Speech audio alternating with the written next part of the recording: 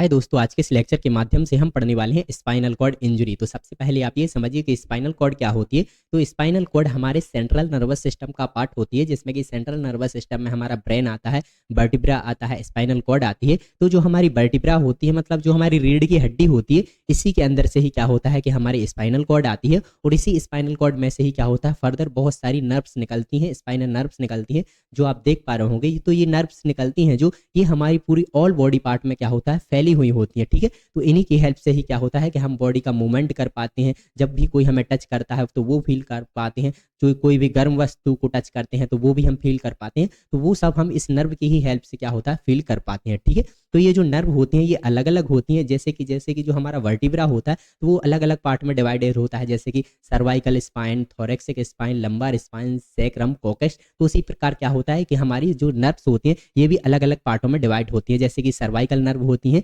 C1 से लेकर C8 तक, मतलब ये जो हमारी सर्वाइकल नर्व होती हैं। ठीक है, इसके बाद हमारी थोरेक्सिक नर्व होती हैं जो कि थोरेक्सिक एज में प्रेजेंट होती हैं, मतलब कि यहाँ से T1 से लेके T12 तक जो ये वाली नर्व है इसे हम थोरेक्सिक नर्व बोलेंगे। साथ ही साथ कुछ हमारी लंबार नर्व होती हैं L1 से लेके L5 तक, कुछ सैक्रम होती है, देन कुछ कोकेक्स होती हैं। तो इस प्रकार से जो हमारी नर्व होती हैं इन्हें अलग अलग पार्टों में डिवाइड किया गया है। ठीक है, तो ये तो हो गई हमारी स्पाइनल कॉर्ड।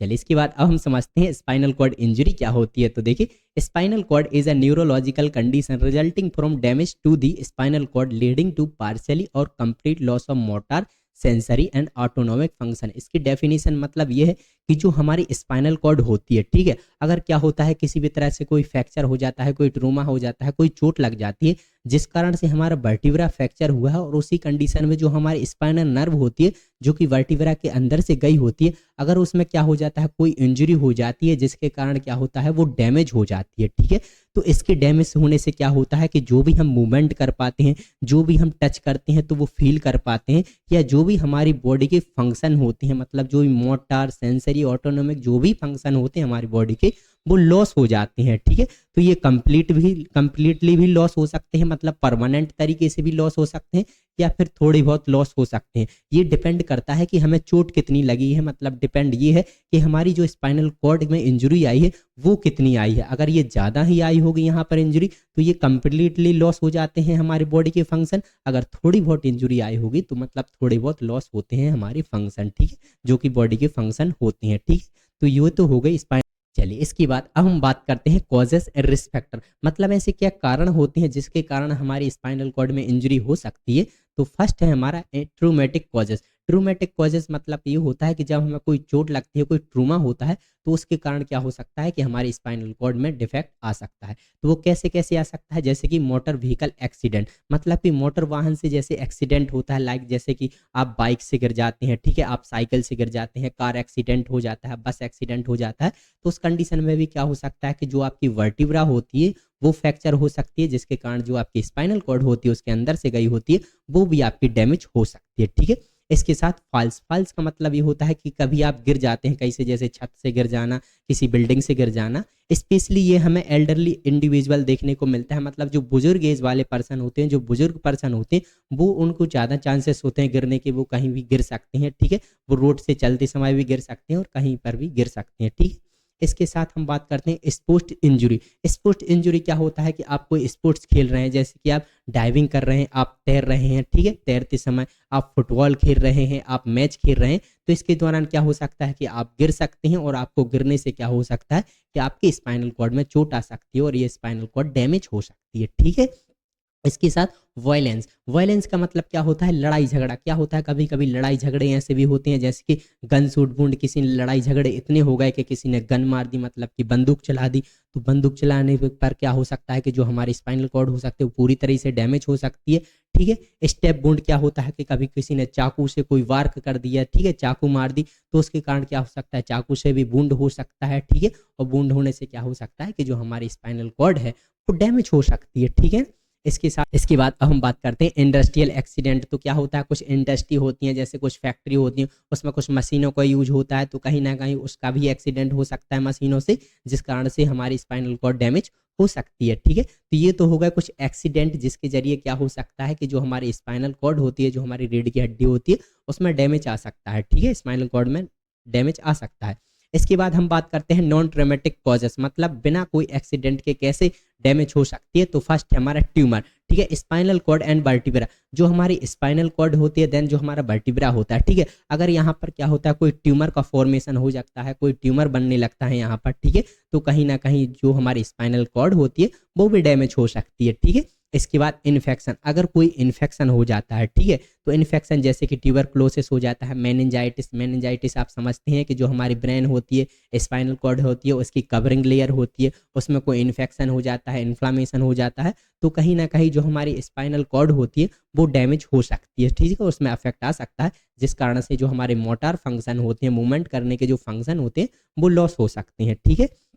इसके साथ मल्टीपल स्क्लेरोसिस, मल्टीपल स्क्लेरोसिस आप सब जानते ही हैं कि जो मल्टीपल स्क्लेरोसिस है ये ऑटो इम्यून डिसीज होती है, जिसमें हमारी ब्रेन और स्पाइनल कॉर्ड अफेक्ट होती है, ठीक है, इसमें हमारे न्यूरॉन की माइलिन सी डैमेज होने लगती है, ठीक है, तो इसके कारण भी हमारी स्पाइनल कॉर्ड डैमेज हो सकती है। इसके बाद डीजनरेटिव डिसीज, डीजनरेटिव डिसीज में जैसे कि ऑस्टियोआर्थराइटिस, ऑस्टियोआर्थराइटिस एक ऐसी समस्या होती है जिसमें कि बोन के बीच में जो कार्टिलेज होता है वो क्या होने लगता है, घिसने लगता है, टूटने लगता है, जिस कारण से भी क्या हो सकता है कि जो हमारी स्पाइनल कॉर्ड होती है वो डैमेज हो सकती है, ठीक है। तो इस प्रकार से क्या होता है, ये कारण होते हैं जिसके कारण इस स्पाइनल कॉर्ड डैमेज हो सकती है, इसमें फ्रैक्चर हो सकता है, टूट सकती है, ठीक है। इसके बाद अब हम समझते हैं क्या इसके टाइप, इसके पहले इसके बाद अब हम बात करते हैं टाइप की। तो इसके टू टाइप होते हैं, कंप्लीट देन इनकम्प्लीट। कंप्लीट में क्या होता है, देखिए इनकम्प्लीट स्पाइनल कॉर्ड इंजरी, तो इसमें क्या होता है कि जो हमारी स्पाइनल कॉर्ड होती है इसमें पूरी तरह से इंजरी आ जाती है, अगर पूरी तरह से टूट जाती है, इफेक्ट आ जाता है उसमें, तो इसमें क्या होगा, देखिए there is total loss of motor and sensory function below the level of injury. तो इसमें जो भी हमारे मोटर फंक्शन होते हैं, जो भी हम मोटर फंक्शन कर पाते हैं, बॉडी को मूवमेंट कर पाते हैं, वो भी लॉस हो जाएंगे, और जो भी सेंसरी फंक्शन होते हैं, मतलब किसी ने हमें टच किया तो वो फील कर पाते हैं, अगर हमने गर्म वस्तु को टच किया तो हम फील कर पाते हैं, तो ये जो भी फंक्शन कर पाते हैं हम, ये पूरी तरीके से लॉस हो जाएंगे, ठीक है, अगर कंप्लीटली स्पाइनल कॉर्ड इंजरी होती है तो, ठीक है, तो इसे हम कंप्लीट बोलेंगे। इनकम्प्लीट क्या है, देखिए इन इनकम्प्लीट स्पाइनल कॉर्ड इंजरी, तो इसमें क्या है, जो स्पाइनल कॉर्ड इंजरी हुई है वो थोड़ी बहुत हुई है, ज़्यादा नहीं हुई है, तो उसमें क्या होगा, देखिए some motor and sensory function are preserve below the injury level. तो इसमें क्या होता है, थोड़े बहुत जो हमारे मोटर फंक्शन होते हैं, बॉडी के मूवमेंट करने के जो फंक्शन होते हैं वो थोड़े बहुत लॉस हो सकते हैं, और थोड़े बहुत जो सेंसरी फंक्शन होते हैं वो लॉस हो सकते हैं, पूरी तरीके से लॉस नहीं होते, ठीक है, तो ये टू टाइप होते हैं। इसकी बात करते हैं level of spinal cord injury, मतलब ये है कि कहाँ पर कितना अफेक्ट हुआ है, कितनी डैमेज हुई है, और क्या सिम्टम हमें देखने को मिलेंगे उसके अकॉर्डिंग, ठीक है। तो देखिए इसके अकॉर्डिंग देखते हैं, तो देखिए सर्वाइकल स्पाइन जो हमारी C1 से C8 तक होती है, मतलब कि जो हमारी नेक से लेकर यहाँ वाली रीजन तक, हेड तक होती है, ये वाली स्पाइनल नर्व अगर ये डैमेज होती है, ठीक है, मतलब C1 से C8 वाली जो नर्व होती है वो डैमेज होती है, तो क्या देखने को मिलेगा, जैसे कि क्वाड्रीप्लेजिया एंड टेट्राप्लेजिया। इसमें क्या होता है, paralyse of all four limb, जो हमारे ऑल फोर लिम्स मतलब कि जो हमारे हैंड होती हैं, जो हमारे लेग्स होते हैं वो पैरालाइज हो सकते हैं अगर ये वाली नर्व्स क्या होती हैं, हमारी डैमेज होती हैं तो, ठीक है। इसके साथ साथ रेस्पायरेटरी डिफिकल्टी, मतलब हमारा जो रेस्पायरेशन होता है उसमें भी डिफिकल्टी आ सकती है, प्रॉब्लम आ सकती है अगर हमारी C1 से लेकर C8 तक जो नर्व होती हैं वो डैमेज होती हैं, स्पाइनल नर्व, ठीक है। इसके बाद थोरेक्सिक स्पाइन, अब जो थोरेक्सिक स्पाइन वाली नर्व होती है, मतलब ये वाली नर्व होती है थोरेक्सिक केज वाली, मतलब T1 से लेके T12 वाली नर्व, ठीक है, वो अगर उसमें अफेक्ट आता है, ठीक है, तो उसमें क्या देखने को मिलेगा, देखिए affected chest and abdominal muscle. अब हमारी जो चेस्ट की मसल्स होगी, जो एब्डोमिनल की मसल्स होगी वो अफेक्ट होंगी, क्योंकि अगर यहाँ डैमेज होगा, यहाँ पर अफेक्ट आएगा स्पाइनल कॉर्ड में, तो ये नर्व डैमेज होगी, और नर्व का फंक्शन ही है मूवमेंट कराना मसल्स को, तो जो एब्डोमिनल मसल्स हैं और जो भी चेस्ट की मसल्स हैं वो अफेक्टेड हो जाएंगी, ठीक है। इसके बाद पैराप्लेजिया, मतलब पैरालिसिस ऑफ लोअर लिम्ब। अब जो हमारे लोअर लिम्ब होते हैं, मतलब जो हमारे लेग्स होते हैं वो भी डैमेज हो सकते हैं, मतलब कि वो भी क्या हो सकते हैं, पैरालाइज हो सकते हैं, उनके फंक्शन भी लॉस हो सकते हैं, ठीक है। But normal upper body function, जो हमारे अपर बॉडी के फंक्शन होते हैं वो नॉर्मल रहेंगे, बट ठीक है। इसके बाद लंबर स्पाइन, मतलब कि L1 से लेके L5। अब हमारे जो L1 से लेके L5 के बीच जो नर्व होगी, अगर यहाँ पर डैमेज होता है, ठीक है, यहाँ वाली नर्व्स डैमेज होती है, अगर यहाँ पर कोई डैमेज होता है तो हमें क्या सिम्टम देखने को मिलेगा, देखिए वोवेल एंड ब्लैडर डिसफंक्शन। जो वोवेल का मूवमेंट होता है, जो आपकी कैपेसिटी होती है वोवेल की, वो क्या होती है, लॉस हो जाती है, ठीक है। और साथ ही साथ जो ब्लैडर के फंक्शन होते हैं, जो भी यूरिन को होल्ड करने की जो कैपेसिटी होती है, यूरिन को निकालने की जो कैपेसिटी होती है, वो क्या होता है, डिसफंक्शन होने लगता है, ठीक है। मतलब कि आपको जो यूरिनरी सिस्टम है वो डिसफंक्शन होने लगता है, ठीक से वर्क नहीं कर पाता अगर ये यहाँ पे अफेक्ट आता है तो। साथ ही साथ loss of movement and sensory and lower limb. अब साथ ही साथ जो हमारे लोअर लिम्ब होते हैं, लेग होते हैं, पैर होते हैं, उसका जो सेंसेशन होता है और जो मूवमेंट करने की कैपेसिटी होती है वो भी लॉस हो जाती है। ठीक है, इसके बाद सैक्रल स्पाइन। सैक्रल स्पाइन मतलब S1 से लेके S5, मतलब जो S1 से लेके S5 वाली जो सैक्रल होते हैं ये वाली, ठीक है, यहाँ वाली सैक्रल, तो वो अगर उसमें डिफेक्ट आता है वहाँ की नर्व में तो क्या होगा, देखिए vowel, bladder and sexual dysfunction. साथ ही साथ जो आपका वोवेल मूवमेंट है वो चला जाएगा, आपके ब्लैडर का डिसफंक्शन हो जाएगा। ठीक है, जो भी आपके रिप्रोडक्टिव ऑर्गन है, ठीक है, रिप्रोडक्टिव सिस्टम है जो आपका, वो भी ठीक तरह से काम नहीं कर पाएगा, वो भी अफेक्ट हो जाएगा पूरी तरीके से। ठीक है, और जो आपके यूरिनरी सिस्टम है, मतलब जो ब्लैडर है, वो भी ठीक तरह से काम नहीं कर पाएगा, बोवेल सिस्टम भी ठीक तरह से काम नहीं कर पाएगा। ठीक है, तो ये हमें कुछ सिम्टम दिखेंगे अकॉर्डिंग टू कि कहाँ पर हमें चोट आई है। ठीक है, बात करते हैं डायग्नोस्टिक इवेल्युएशन की बात, कैसे डायग्नोसिस किया जाता है। तो देखिए फर्स्ट हम इसमें हिस्ट्री कलेक्शन करते हैं,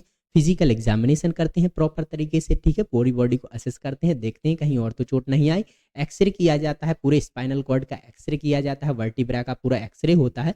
साथ ही साथ सीटी स्कैन किया जाता है, डिटेल क्रॉस सेक्शन इमेज, ताकि हमें डिटेल से एनालाइज हो सके। ठीक है, इसके साथ एमआरआई, एमआरआई में to assess soft tissue nerve damage and hernias है, अगर कोई भी टिश्यू में अगर डिफेक्ट आता है तो वो हमें पता चल जाएगा, नर्व डैमेज हुई है तो, और अगर कोई हर्निनेशन है तो भी। तो इन सबको डिटेक्ट करने के लिए, बारीकी से देख लेने के लिए हम एमआरआई करवाते हैं। ठीक है, इसके साथ इलेक्ट्रोमायोग्राफी, इलेक्ट्रोमायोग्राफी में क्या होता है, टू असेस नर्व फंक्शन। अब हमें नर्व का फंक्शन असेस करना है कि जो नर्व है वो प्रॉपर तरीके से फंक्शन कर रही है कि नहीं कर रही है, तो उसे असेस करने के लिए इलेक्ट्रोमायोग्राफी भी करवा सकती हैं, की जाती है। ठीक है, इसके बाद अब हम बात करते हैं मैनेजमेंट एंड ट्रीटमेंट। तो फर्स्ट जो हमारा ट्रीटमेंट होगा वो होगा इमरजेंसी मैनेजमेंट। अगर कोई इमरजेंसी में आता है पेशेंट, ठीक है, उसे तुरंत ही क्या है कि स्पाइनल कॉर्ड में इंजुरी आई है, तो हम इमरजेंसी मैनेजमेंट क्या क्या देंगे वो देखते हैं। तो देखिए इमोबिलाइजेशन, इमोबिलाइजेशन मीनिंग ये होता है कि अगर किसी को स्पाइनल कॉर्ड में इंजुरी आई है तो उसे हमें हिलाना डुलाना बिल्कुल भी नहीं है, उसे स्टेबल रखना है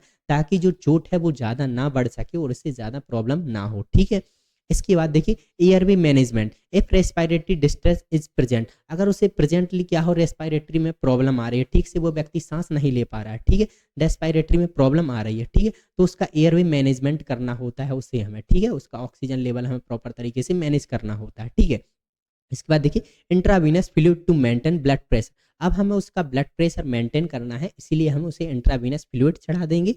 हाई डोज, इसमें अब हम बात करते हैं हाई डोज कॉर्टिकोस्टेरॉइड दे सकते हैं, जिसमें कि एग्जाम्पल है हमारा मिथाइल प्रीडेनिसोलोन। ठीक है, ये एक मेडिसिन होती है जो कि टू रिड्यूस स्वेलिंग, स्वेलिंग को रिड्यूस करने के लिए ये हम मेडिसिन दे सकते हैं, मिथाइल प्रीडेनिसोलोन। ठीक है, इसके बाद हम बात करते हैं सर्जरी, स्पाइन डिकम्प्रेशन, फ्लेक्सेशन एंड लिमिनेक्टमी करवाते हैं, तो ये कुछ सर्जरी होती है जो कि करवाई जा सकती है। ठीक है, चल अब हम बात करते हैं long term management. Long term management का मीनिंग ये होता है कि मान लीजिए अगर जो पेशेंट है वो हॉस्पिटल में एडमिट हो गया है, ठीक है, उसके लंबे समय तक उसका ट्रीटमेंट चलना है, ठीक है, तो क्या क्या हम मैनेजमेंट कर सकते हैं, जैसे कि फिजिकल थेरेपी, फिजिकल थेरेपी में हम स्ट्रेंथनिंग एक्सरसाइज, मोबिलिटी ट्रेनिंग देंगे। स्ट्रेंथनिंग एक्सरसाइज हम इसलिए देंगे जो भी मोटर फंक्शन, जो मूवमेंट लॉस हुए, जो भी सेंसरी फंक्शन लॉस हुए, तो जो नर्व फंक्शन लॉस हुई है उनको इम्प्रूवमेंट में लाने के लिए, ताकि वो फंक्शन कर सकें, तो इसलिए हम एक्सरसाइज कराएंगे। ठीक है, एक्सरसाइज में क्या होता है कि जो लॉस हुए हैं सेंसरी फंक्शन वो वापस से आ सकते हैं। ठीक है, इसलिए हम एक्सरसाइज कराएंगे। साथ ही साथ असिस्टिव डिवाइस का यूज़ करेंगे, जैसे कि व्हील चेयर, वॉकर्स का यूज करेंगे। साथ ही साथ ब्लैडर मैनेजमेंट, ब्लैडर मैनेजमेंट के लिए हम कैथेटराइजेशन कर सकते हैं, अगर फंक्शन लॉस हो गया है, ठीक है, यूरिनरी सिस्टम का, तो कैथेटराइजेशन हेल्पफुल होता है। साथ ही साथ वोवेल ट्रेनिंग देंगे, ताकि जो वोवेल ठीक से अगर वो नहीं कर पा रहा तो इसके इम्प्रूवमेंट आ सके इसमें। साथ ही साथ पेन मैनेजमेंट मेडिकेशन, अगर पेन हो रहा है तो पेन मैनेजमेंट मेडिकेशन चलाई जाती है। देन साइकोलॉजिकल सपोर्ट दिया जाता है, प्रॉपर तरीके से बोला जाता है कि आप ठीक हो जाएंगे, ठीक है, और इम्प्रूवमेंट आ सकता है आपकी हेल्थ में। ठीक, तो कुछ इस प्रकार से क्या हो सकता है, मैनेजमेंट दिया जाता है। तो thank you for watching my video, अगर वीडियो पसंद आए तो प्लीज़ यार हमारे चैनल को लाइक एंड सब्सक्राइब जरूर करें।